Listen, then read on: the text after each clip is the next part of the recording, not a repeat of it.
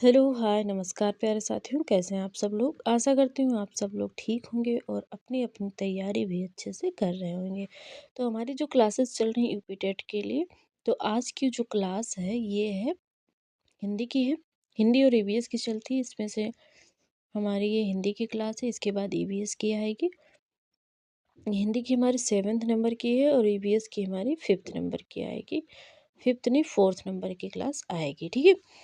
तो हिंदी में आज का जो हमारा टॉपिक है वो है सर्वनाम। इससे पहले हमने 3 टॉपिक अपना कंप्लीट कर लिया, हिंदी वर्णमाला, समास और संज्ञा। तो आज का टॉपिक क्या है? सर्वनाम।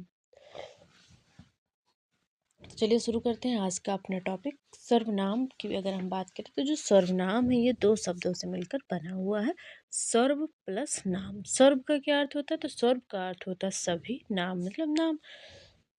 तो सभी अगर इन दोनों शब्दों को मिला दिया जाए तो हो जाएगा सभी का नाम, ठीक है। अगर हम सर्वनाम की परिभाषा की बात करें तो जो सर्वनाम है वो क्या है? एक विकारी शब्द है, जैसा कि मैंने आपको कल भी बताया था, कल नहीं परसों वाली क्लास में, कि जो सर्वनाम सॉरी जो संज्ञा है वो विकारी शब्द है। अब आपने कहा ये विकारी क्या है?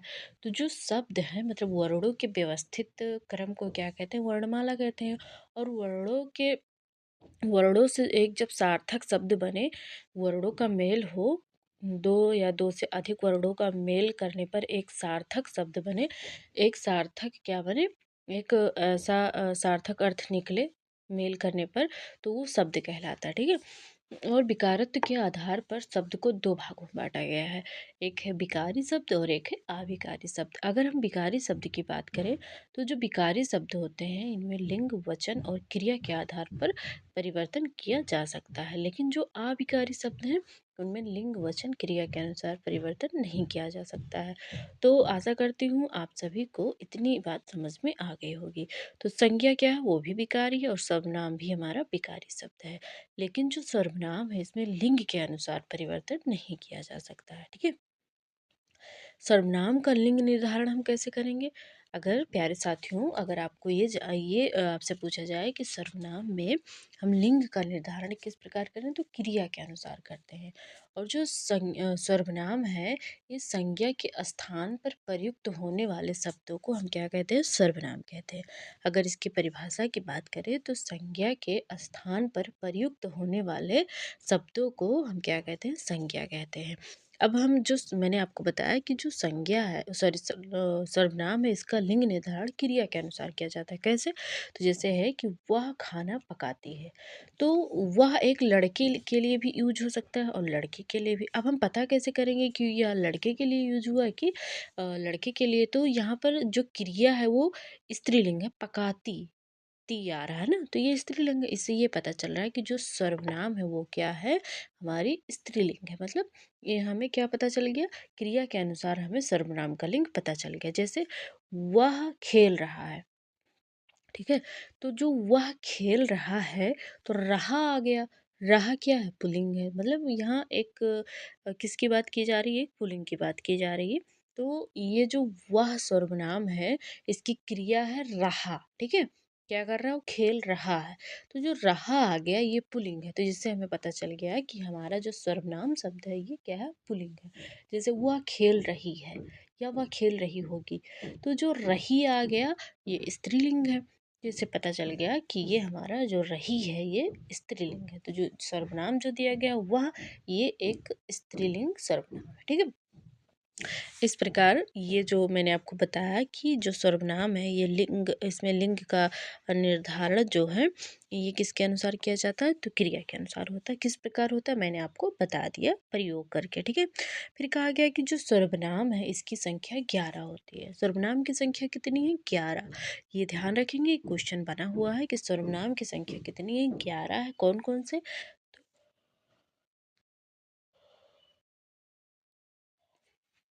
मैं, तुम, आप, यह, वह, कौन, क्या, कोई, कुछ, जो, सो, ये हमारे क्या है? सर्वनाम है। तो सर्वनाम की संख्या कितनी है? 11। अगर भेद पूछा जा रहा है तो वो 6 है। कौन-कौन से, इसे आप बहुत अच्छे से रट लेंगे क्योंकि क्वेश्चन पूछा जाता है आपसे। तो सर्वनाम की संख्या 11 है और भेद कितने हैं? 6 हैं। भेद कौन-कौन से हैं? तो पुरुषवाचक सर्वनाम। पुरुषवाचक सर्वनाम के भी 3 भेद हैं। कौन-कौन से? उत्तम पुरुष, मध्यम पुरुष और अन्य पुरुष। अभी डिटेल में पढ़ेंगे, अभी केवल भेद देख लेते हैं कौन-कौन से हैं। फिर आता है निजवाचक सर्वनाम। तो जहाँ पर निजता की बात की जा रही है, मतलब जहाँ पर अपने अपने आप की बात की जा रही है, वो निजवाचक है। कहते नहीं ये मेरा निजी मामला है, मतलब मेरा खुद का मामला है, मतलब स्वयं अपने आप का या मेरा। अनिश्चयवाचक, जिससे किसी निश्चित वस्तु का बोध ना हो, वो अनिश्चयवाचक, जैसे कोई, कुछ, थोड़ा, ये सारी चीज़ें अनिश्चयवाचक में आ जाएंगी। निश्चयवाचक, जिससे किसी निश्चित वस्तु व्यक्ति का बोध हो, वो हमारा निश्चितवाचक सर्वनाम हो जाएगा। अब हम बात करते हैं प्रश्नवाचक सर्वनाम के। तो जो प्रश्नवाचक सर्वनाम है, इसमें प्रश्न पूछे जाने का बोध होगा।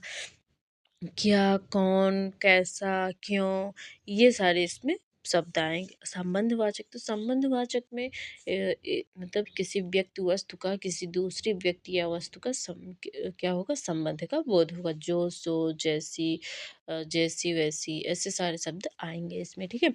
तो अब हम सबसे पहले बात कर लेते हैं निजवाचक सर्वनाम की। तो जो निजवाचक सर्वनाम है, मैंने आप लोग को बताया कि स्वयं के लिए ये प्रयोग होता है। जैसे अभी मैंने आपको बताया था कि मान लीजिए दो व्यक्ति में झगड़ा हो रहा है और तीसरा आके क्या किया, इसमें बोल दिया कि हाँ भाई आप क्यों लड़ रहे हो, या कुछ भी बोल रहा हो, तो आप कहें कि ये मेरा खुद का निजी मामला है। ठीक है, मतलब मेरा अपना मामला, आप इसमें दखल ना दें तो ही अच्छा है। तो जो निजवाचक है, ये स्वयं के लिए प्रयुक्त होता है। उदाहरण के द्वारा हम लोग समझते हैं, जैसे आप भला तो जग भला, मतलब कि अगर मेरा भला हो रहा तो जग भी, मतलब संसार का भी भला भला होगा।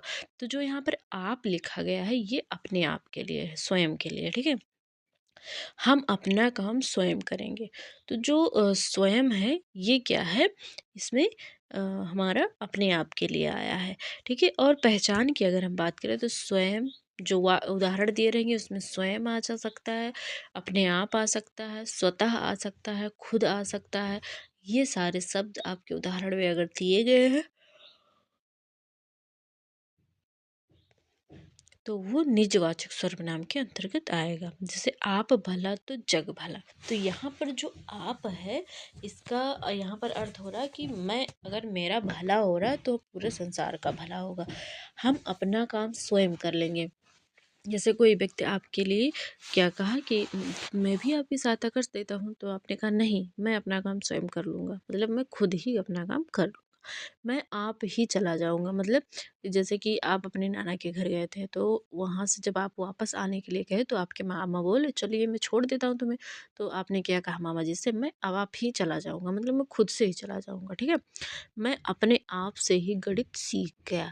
जब क्लास में आपने क्या किया कि आपकी क्लास में एक टेस्ट हुआ, उसमें आपने क्या किया, बहुत अच्छा गणित में जो आपका प्रदर्शन था, बहुत अच्छा गया। तो आपके टीचर ने कहा, तुम्हें ऐसे किया कैसे भाई, इतना अच्छा नंबर आ गया? तो आपने कहा, मैंने अपने आप, मतलब मैंने खुद से ही गणित को सीख लिया। ठीक है, तुम्हें अपनी लड़ाई खुद लड़नी चाहिए।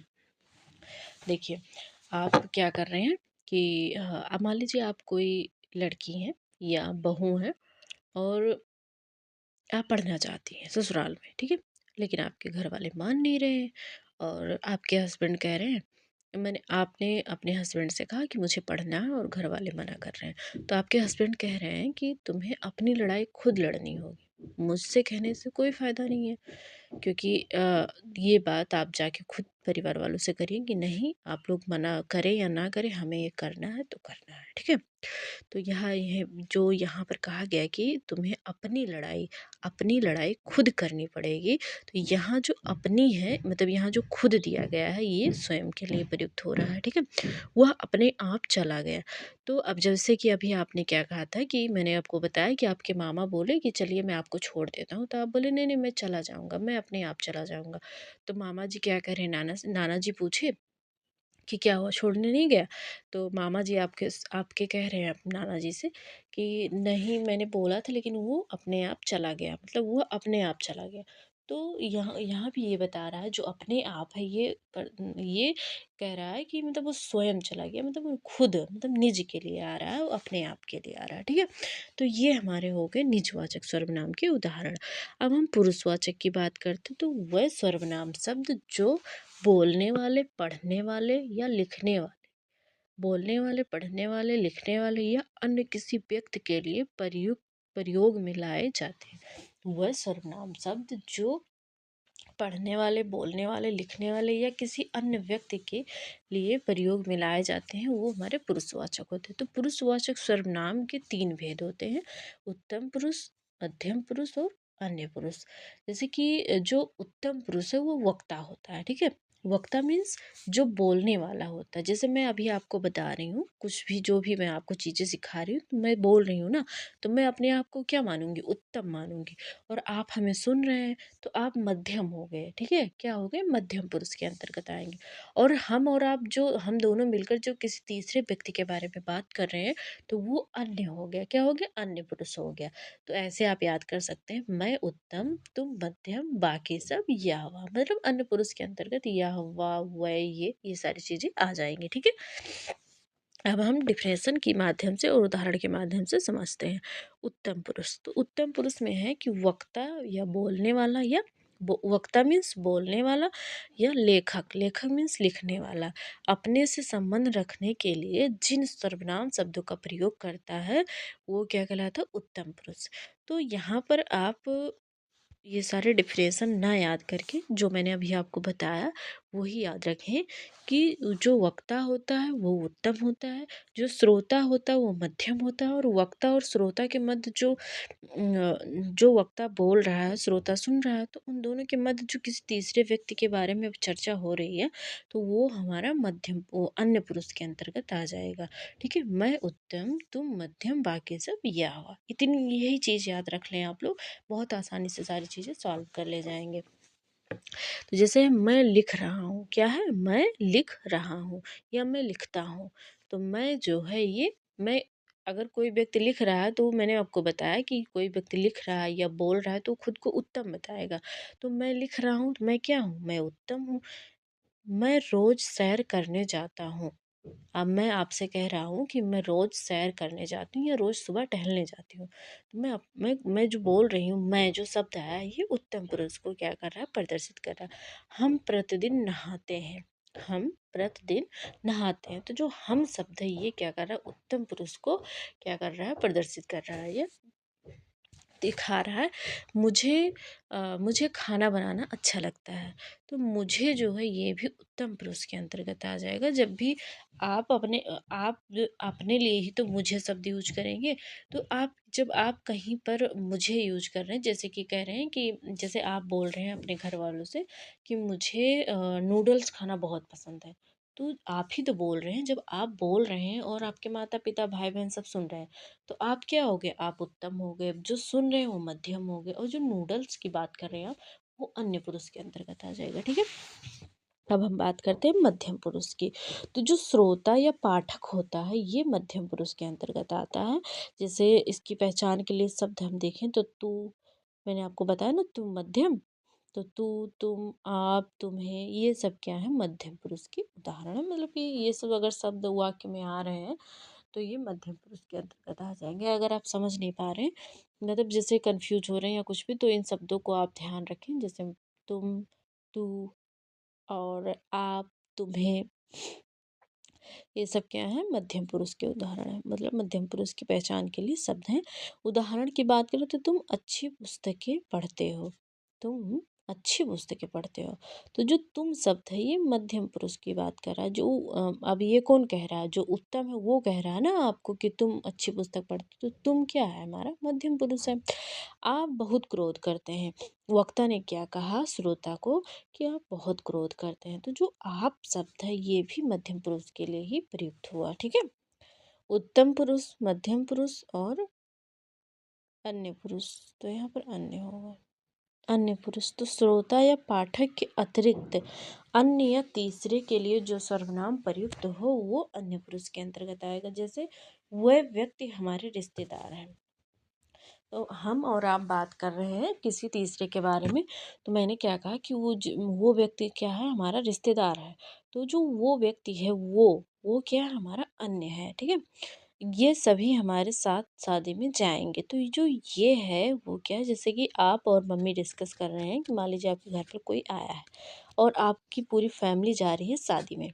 तो आपकी मम्मी और आप ये कह रहे हैं कि आपकी मम्मी ने पूछा कि हमारे साथ चलेंगे शादी में वो जो आए हैं। तो आपने कहा हाँ वो चलेंगे हमारे साथ शादी में। तो आप जब आपने मम्मी से कहा कि हाँ वह चलेंगे हमारे साथ शादी में, तो आप हो गए उत्तम, आपकी मम्मा हो गई मध्यम, और जो वह है वो क्या हो गए, अन्य हो गए, ठीक है।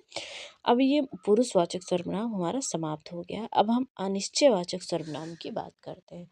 तो मैंने आपको ये बताया था कि अनिश्चयवाचक सर्वनाम किसे कहते हैं, कि जिन सर्वनाम शब्दों से किसी व्यक्ति या वस्तु के अनिश्चित या क्या हो, निश्चित का बोध ना हो। मतलब कि ऐसा कोई सर्वनाम शब्द दिया गया है जिससे जिसे पढ़कर आपको किसी निश्चित चीज़ का पता ना चल रहा हो, वो हमारा अनिश्चयवाचक है। जैसे दरवाजे पर कोई आया है, जैसे कि आपके पिता जो हैं, मतलब आपके पापा जी सुबह तैयार हो रहे थे ऑफिस जाने के लिए। फिर बेल बजी। तो आपके पापा ने कहा कि जाके देखो दरवाजे पर कौन आया है। तो आप वहीं से चिल्ला रहे हैं कि हाँ पापा दरवाजे पर कोई आया है। अब कोई आया है मतलब निश्चित नहीं है कौन आया है, पर कोई आया है, ठीक है। तो जो कोई शब्द दिया गया है ये अनिश्चित है। मतलब ये क्या यहाँ डिनोट कर रहा है, ये कर रहा है कि शायद कोई आया है। जैसे कह दिया जाए कि मिस्टर शर्मा घर आए हैं। तो जो मिस्टर शर्मा है वो क्या है, आपके घर आए हैं। तो मिस्टर शर्मा अगर घर आए हैं भाई, तो ये तो पता चल रहा है ना शर्मा जी आए हैं, ठीक। फिर है कि बाहर कोई खड़ा है, ठीक है। आपने बालकनी से देखा कि आपके घर के बाहर कोई खड़ा है। तो जो कोई शब्द दिया गया है वो अनिश्चित है, मतलब आपको नहीं पता कि निश्चित नहीं है कि कोई है, कौन है, ठीक है। घर में कुछ है या दूध में कुछ पड़ा है, ठीक है। घर में कुछ है, अब क्या है ये तो नहीं पता, पर है कुछ। फिर आपने कहा कि दूध में कुछ पड़ा है, अब क्या पड़ा है पता नहीं, पर कुछ पड़ा है, ठीक है। तो जो कुछ है, कोई है, ये सारी चीज़ें ना याद रखकर आप ये याद रख सकते हैं कि कोई, कुछ, थोड़ा, ये क्या है, अनिश्चित है। इससे किसी निश्चित चीज़ का बोध नहीं हो रहा है, तो इसलिए ये अनिश्चित है। अब निश्चित वाचक की हम बात करें तो वह सर्वनाम शब्द जिससे किसी निश्चित व्यक्ति या वस्तु का बोध हो, वो क्या है, हमारे निश्चयवाचक सर्वनाम कहलाएंगे, ठीक है। उदाहरण में हम देख लेते हैं। जैसे निश्चयवाचक कर चुके क्या, नहीं हुआ था भाई, छूट गया था। चलिए निश्चयवाचक तो मैंने बता ही दिया। अब उदाहरण देख लेते हैं। जैसे वह बहुत ईमानदार है। तो वो जो सामने बैठा वो क्या है, बहुत ईमानदार है। वह उनकी मेज है। मेज किसकी, उनकी है। यह मेरी पुस्तक है। तो यह, वह, ये सब क्या है, हमारे निश्चयवाचक है। कोई, कुछ, थोड़ा, ये अनिश्चयवाचक है। अब हम संबंधवाचक की बात कर लेते हैं। तो संबंधवाचक सर्वनाम है तो जिन सर्वनाम शब्दों से किसी व्यक्ति वस्तु का किसी दूसरे व्यक्ति वस्तु के साथ संबंध का बोध हो, वह हमारे होंगे संबंधवाचक। और इसके पहचान के लिए जो शब्द हैं वो क्या है, जो, सो, जिसकी, उसकी, ये हमारे क्या हैं, जैसी, वैसी, ये सब क्या है, इसकी पहचान कर सकते हैं संबंधवाचक इन शब्दों से। जैसे है कि जो बोओगे सो काटोगे। तो जो, सो आ गया, संबंधवाचक है। जिसकी लाठी उसकी भैंस, जिसकी उसकी, ये भी संबंधवाचक है। जैसी करनी वैसी भरनी। तो जैसी वैसी ये भी हमारे क्या है, संबंधवाचक सर्वनाम है, ठीक है। अब हम बात करते हैं आज का लास्ट, और ये टॉपिक समाप्त हो जाएगा, प्रश्नवाचक सर्वनाम। तो जो प्रश्नवाचक सर्वनाम है, तो जिन सर्वनाम शब्दों से प्रश्न पूछे जाने का बोध हो, वो सर्वनाम शब्द कहलाएंगे। अब जितने भी हमारे प्रश्नवाचक शब्द हैं, जैसे क्या, कौन, क्या, कौन, कहाँ, कब, कैसे, ये सब हमारे क्या है, प्रश्नवाचक के अंतर्गत आते हैं। तो ये सब हमारे प्रश्नवाचक सर्वनाम में भी आ जाएंगे। जैसे है कि तुम क्या कर रहे हो, आपके पापा ने आपसे पूछा तुम क्या कर रहे हो, आपने कहा कुछ नहीं पापा। तो जो क्या है, ये क्या है, हमारा प्रश्नवाचक सर्वनाम। आ, आप गए थे बाहर दोस्तों के साथ पार्टी करने। आपके पापा ने आपके पास फ़ोन किया, बोला बेटा कब घर आ रहे हो। तो आपने कहा हाँ पापा बस अभी आ रहा हूँ। तो जो कब उन्होंने कहा, तो प्रश्न तो पूछ रहे हैं आपसे, ठीक है। राधा क्या खा रही है? राधा क्या खा रही है? कृष्ण अपनी मैया से बोलते हैं कि मैया राधा क्या खा रही है? तो मैया कहती है राधा तो माखन खा रही है। अब कृष्ण जी के राल टपकने लगे क्योंकि कृष्ण जी को माखन खाना बहुत पसंद था। तो जो क्या शब्द है ये हमारे प्रश्न का बोध करा रहे हैं। दरवाजे पर कौन आया है? दरवाजे पर कौन आया है? आपने कहा मिस्टर शर्मा आए हैं। तो मिस्टर शर्मा आ गए तो निश्चय हो गया, और कौन मतलब प्रश्नवाचक हो गया, ठीक है। तो ये रहे हमारी सर्वनाम। तो आशा करती हूँ सर्वनाम जो है आपको अच्छे से समझ में आ गया होगा। तो आज का जो सर्वनाम टॉपिक था ये कंप्लीट हो गया है। कल की जो हमारी टॉपिक रहेगी वो रही क्रिया या लिंग। क्रिया रहेगी या लिंग, दोनों में से एक रहेगा, ठीक है।